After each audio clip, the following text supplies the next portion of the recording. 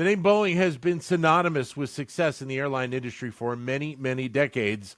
That's up until about the last 12 or 13 years. We've seen a series of incidents like crashes, battery issues, door plug issues. Obviously, the impact from the pandemic have turned the company around and turned them into a target of quite a few jokes because they can't seem to eliminate all of the problems. But what does Boeing, and maybe more importantly, the leadership of the company, do to turn that around?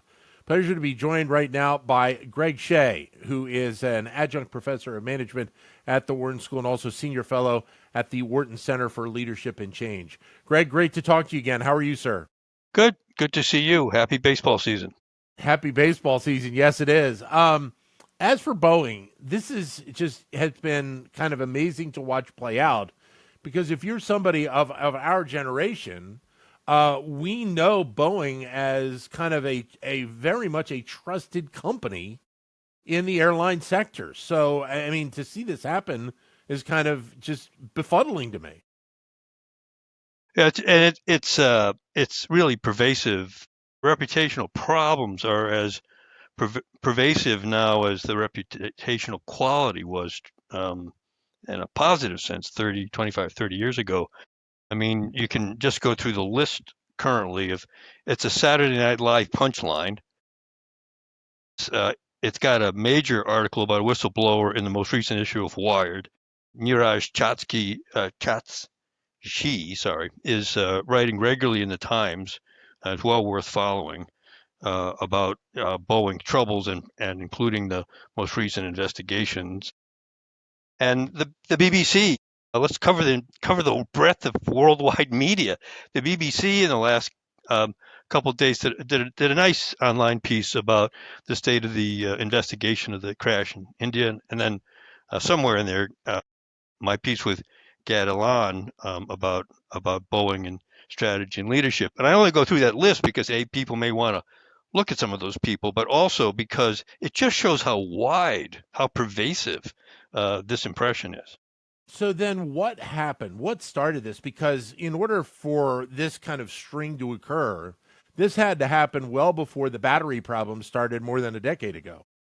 Well, I think it's fair to say, and Gad and I in our article went through this in some detail, that you really trace it back to 1997 and the uh, quote the acquisition of McDonnell Douglas, although the jokesters at the time referred to it as McDonnell Douglas bought Boeing with Boeing's money. The Boeing they went once that became realized as a deal.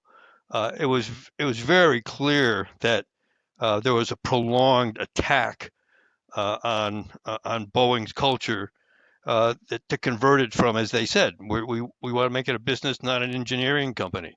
And that was the stated objective, and they succeeded. It's a rather perverse case, actually, of how to get culture to change.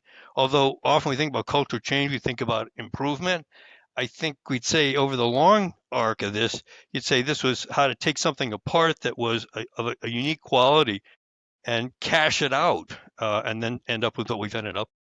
Well, and a lot of times when you talk about culture, you're talking about the involvement of the employees, but you're talking about kind of the mindset of what the company really was expected to be moving forward, correct? Well, it was very clear, and it's pretty well documented now. As I said, we reference it repeatedly. Quotes from the CEO, the elimination of the engineering function, not I shouldn't say function, engineering orientation, senior levels, pull the senior leadership out of direct contact with the line. You move the headquarters away from the plant.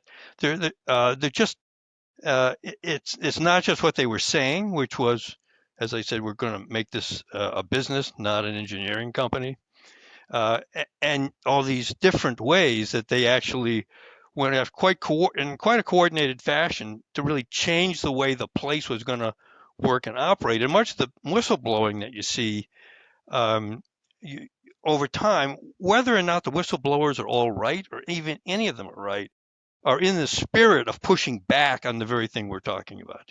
Well, and so that brings me to the question of trust and trying to regain the trust. And you kind of lead me into this, because not only does Boeing have to regain the trust of the public because of some of the issues that, or all of the issues that have occurred, but they have to regain the trust of a lot of the employees who work for the company as well.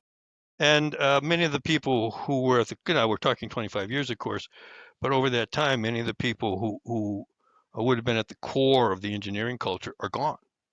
Not just senior leadership on the floor. So it's uh, it's trust that, that you're actually are you serious about trying to reconstruct at least some semblance of what was recognized, going back to good to great. I mean, Collins's book, and in quality journals at the time, Boeing was held out as the standard.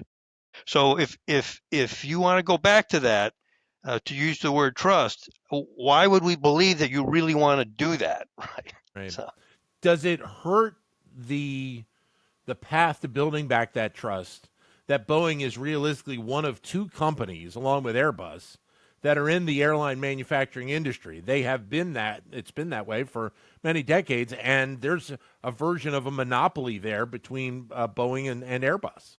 yeah, I mean, officially it's a duopoly.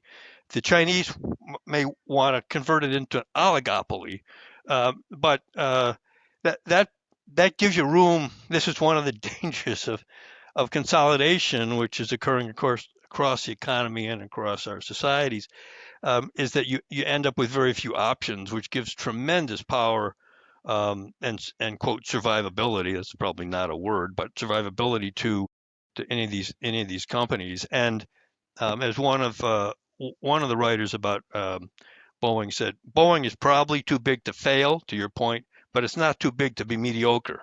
What needs to occur then? What do we need to see occur from the leadership of Boeing now to at least start to chart a different path? Yeah, I mean, I'm being a little flippant here, but I'd say decide what you want. I mean, it's clear that the Boeing had got what it wanted. It wanted a short term and immediate financial returns, and it got them for a period of time. I'd suggest a big piece of that was cutting out the excellence that they had inside of the engineering function. This is a very complicated piece of machinery, and obviously it's got great human consequences when it doesn't work right. Um, so you have to go back and try to reconstruct uh, at the shop floor level up. This is not. If what you think is this is a PR problem, you're really missing the point. And I'm not saying they say that, but that's really missing it. If you think it's quote a leadership issue, maybe. But the real thing is, what are you going to do to drive into the organization the kind of deep commitment to quality? So do you do anything like uh, what famous in the 80s Toyota was, if anybody saw a problem on the production line, there were red levers all over the place. You pull the lever, the line stops. That's a very expensive thing, but everybody's empowered to do it. That's very different from and that kind of across the board um, emphasis on quality of production and manufacturing production would need to occur, and it would need to occur in a symbolic and real fashion so that people say, whoa, well, things are changing around here. They really are. They're measuring different things, they're rewarding different things, they're giving me different decision making discretion. There are different people in charge with different, all of that's got to happen in order to drive this into the bowels of the organization, which is where it got ripped out from. Greg, great to talk to you again. Thanks very much for your time today. Thank you. Be well. Thank you. Greg Shea, Senior Fellow at the Wharton Center for Leadership and Change and also Adjunct Professor of Management.